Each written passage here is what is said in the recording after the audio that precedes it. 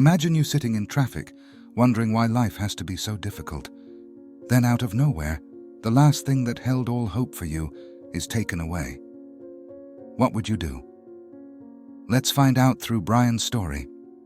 The afternoon sun was brutal, sending heat waves off Nairobi's bustling streets. Brian was sweating behind the wheel, hoping for one more ride before going for lunch at Mama Kamau's Kibandaski, a round tea room. He sighed as he dropped his final customer in Upper Hill, mentally calculating the day's earnings and how little it would cover. He started his journey towards CBD through Haile Selassie Avenue. As he slid back into traffic, two stern-looking men in suits flagged him down, each holding a document in one hand. "Brian Kibbet?" the taller one said flatly, a barely contained impatience in his tone. Brian froze, feeling his heartbeat pick up. "Yes, that's me. What's this about?" The shorter man, clearly the one in charge, gave him a thin, humorless smile. "Repossession order. KopaNest Capital sent us." The ground slipped out from under him. No, listen, I'm only one payment behind. Just 1 month. I'll pay the arrears by next week, I swear. I've been working day and night." The man held up a hand, his expression as unmoved as a statue. "KopaNest doesn't do promises, Brian. They do payments."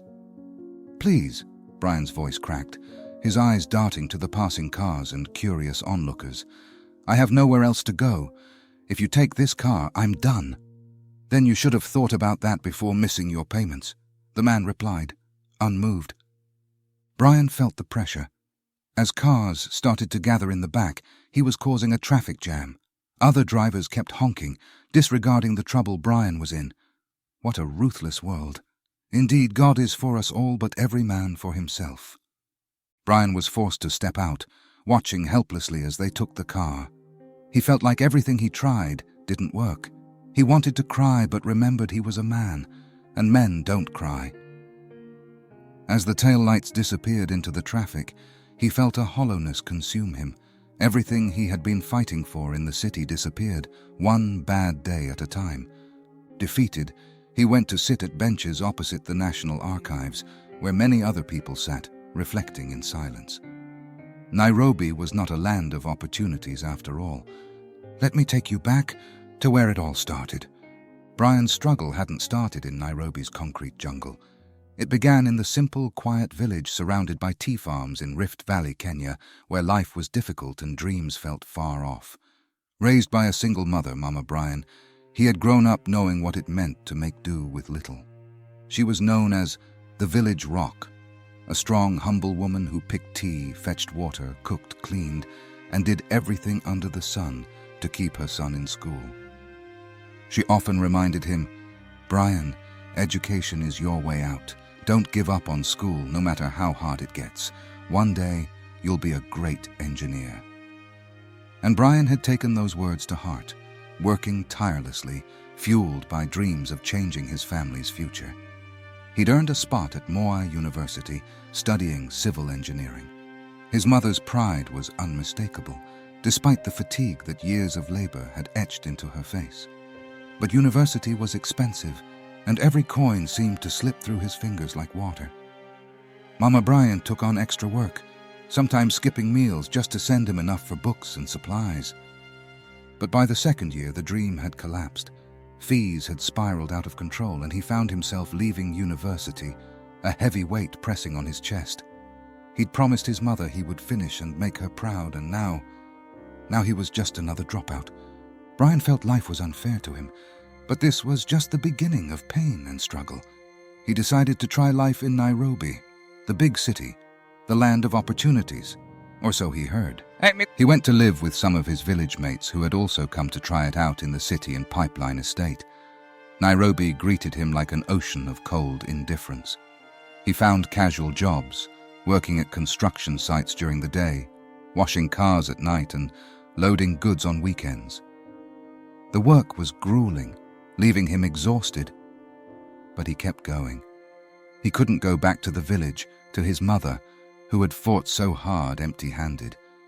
It was around this time he ran into Muriuki, an old friend from school, now driving a small taxi.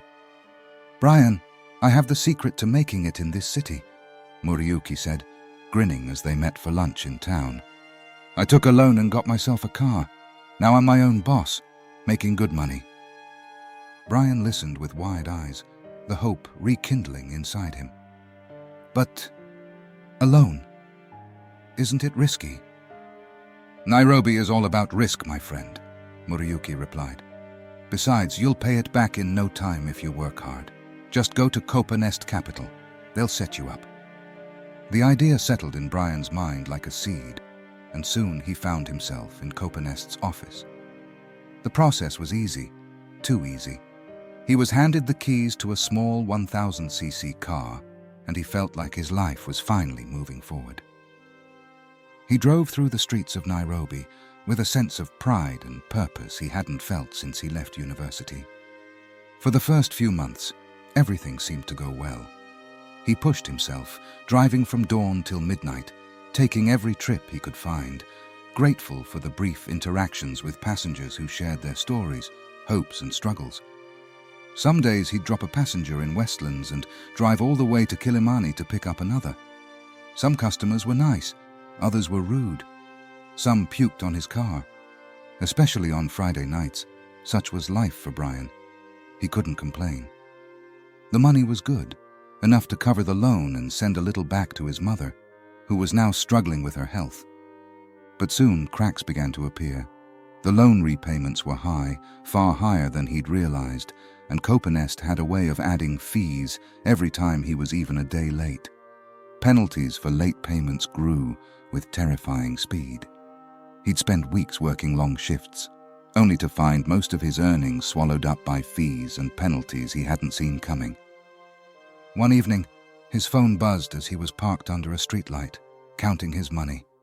It was his mother. Her voice was frail and shaky. "Brian," she whispered, her voice heavy with pain. "The doctor says I need surgery. It's expensive." Brian's heart sank, an ache he couldn't shake. He glanced at his phone where the loan reminders blinked. It was as if life was asking him to choose between helping his mother and keeping the car that was his only lifeline. "Mama, I'll find a way, don't worry," he replied, though inside he felt like a dam was about to burst. Things got worse when Akinyi, his girlfriend whom he met while at Moi University, called him a week later. Her voice was tense, her words careful. "Brian, I'm pregnant," she said, her voice barely a whisper. Brian was silent, the weight of the news crashing down on him. "Akinyi, we're going to be okay, right?" "Are we?" she replied, her voice soft but edged with worry. "You're barely making it as it is, and now there's going to be a baby." Brian couldn't answer. He didn't have one. He was barely surviving himself, and now he had a mother to care for and a child on the way. Then came that fateful day. He was on Haile Selassie Avenue, about to pass Easy Coach offices when the repossession agents came for the car. Watching it disappear was like watching the last piece of his dream fade into Nairobi's crowded skyline. He had nothing left, not even the dignity of trying. Without the car, his world came crashing down. The city's indifference gnawed at him. Every door he tried seemed to close in his face. He reached out to friends, but they too were struggling, battling their own demons, in a city that seemed to consume dreams whole. The next morning, Brian swallowed his pride and went to the KopaNest Capital offices. They were housed in a fancy building, the kind where people in suits walked in and out all day. As he entered, he felt small, dwarfed by the glass and steel, his dusty shoes standing out on the shiny marble floors. The receptionist gave him a dismissive look. "Do you have an appointment?" "No, but I need to talk to someone about my loan. My car was repossessed."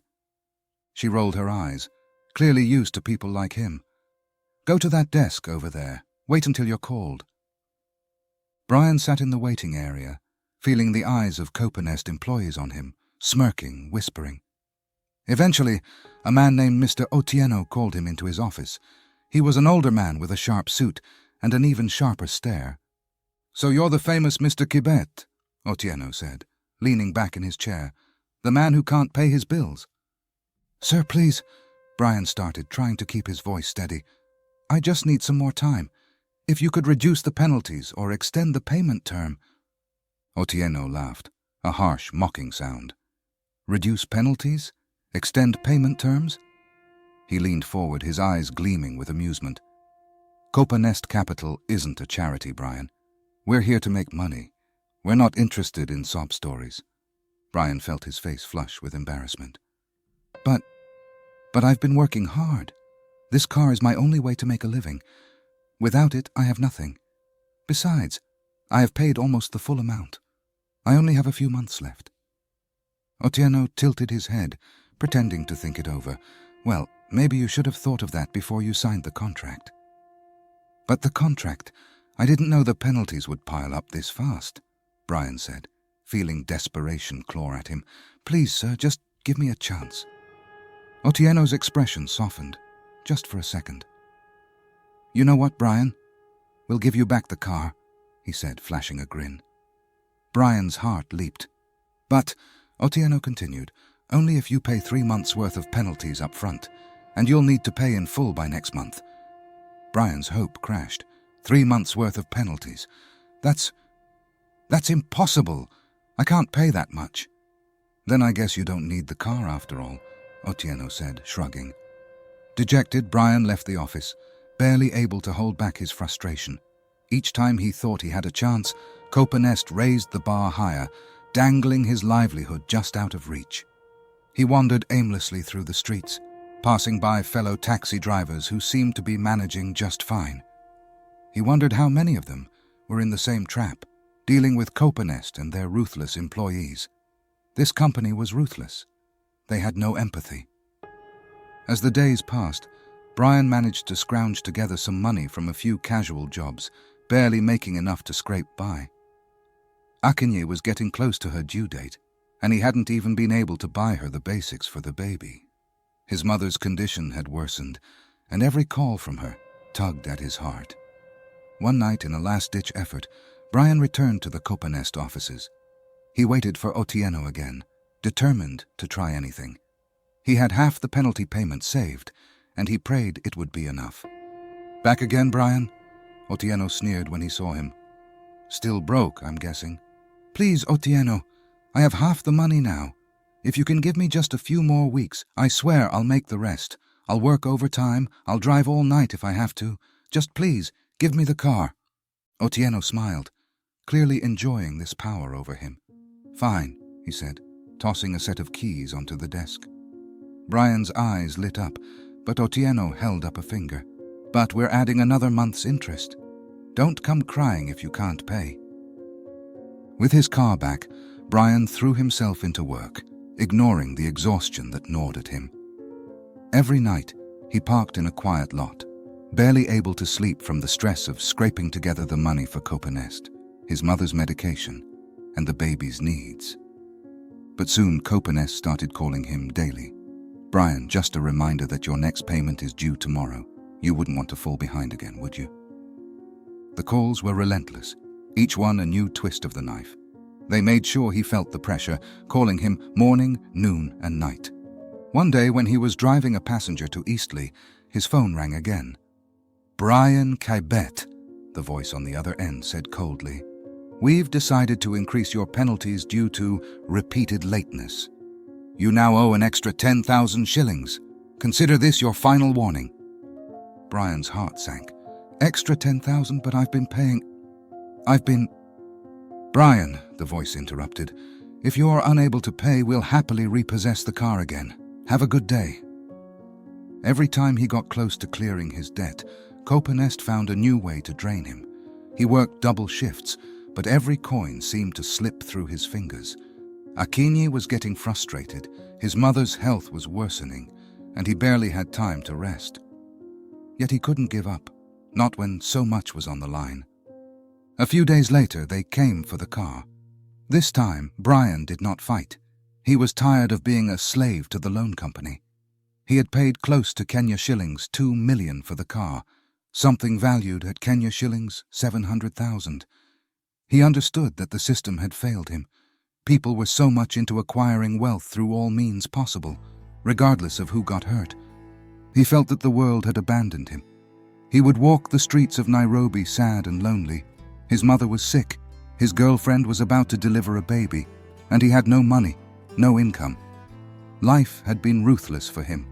He wished people were kind. The loan companies cared for their clients.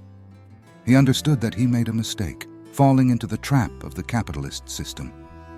Broken and defeated, he took his girlfriend and went back to the village. This is not the ending that he desired, but he was tired of chasing the dream that seemed to hurt him. The journey back felt like a walk of shame, each mile filled with the haunting memories of what he had once hoped for. From a potential engineer, he saw himself as a failure. He wished people were kinder. He wished the world was kinder to him. He saw some of his classmates, although still in school, seemed to have better lives. He would scroll through social media as the North Rift he was traveling with made a stopover at Nakuru, feeling low as he compared himself to his classmates. But what could he do? This was the life he had been given. He had to fight. When he arrived, Mama Brian was there to meet him, a tired but understanding smile on her face. She embraced him, and for the first time in months, he allowed himself to cry, his frustration and bitterness pouring out like a flood. "It's okay, my son," she said, her voice gentle. "Life doesn't always go as we plan." "Mama, I tried everything. I wanted to make you proud. I wanted to be someone." He choked on the words. "You are someone, Brian," she replied, squeezing his hand. "Success isn't just money or fancy cars. You're home, and that's enough for me." In the days that followed, Brian found small ways to keep going. He worked with local farmers, offering little knowledge to help with irrigation and water management. He started small projects around the village, using his skills to improve the lives of the people around him. As time passed, he realized that perhaps his journey wasn't about the fast life in Nairobi, but about finding meaning in the simplicity of his own community. He had fallen prey to a system that promised too much and took everything. But now he understood the power of resilience, of standing back up after life knocked him down. And as he watched his daughter grow, he realized that maybe, just maybe, life was more about the journey than the destination. Brian's story reminds us that life does not always turn out the way we want. Still, we cannot give up. If we still have the fight in us, we must keep going. Most importantly, quick loans can seem like lifelines, but not all lenders operate with fairness or empathy. Predatory loan sharks, like the ones Brian faced, capitalize on people's vulnerabilities, trapping them in cycles of debt that strip them of hope and dignity. This story calls for self-awareness. Before signing any contract, read the fine print, ask questions, and understand the true cost. A genuine lender will empower you, not trap you. This is a wake-up call for loan companies. Businesses should serve humanity, not exploit it. Real change happens when businesses value their clients' growth, not just their wallets. In a fair world, success stories should come from effort and honesty, not from navigating a maze of hidden fees and threats. Do you know anyone who has gone through such circumstances in their life? Tell me in the comments. Please like, share, and subscribe for more enlightening stories. Cheers, and have a good one.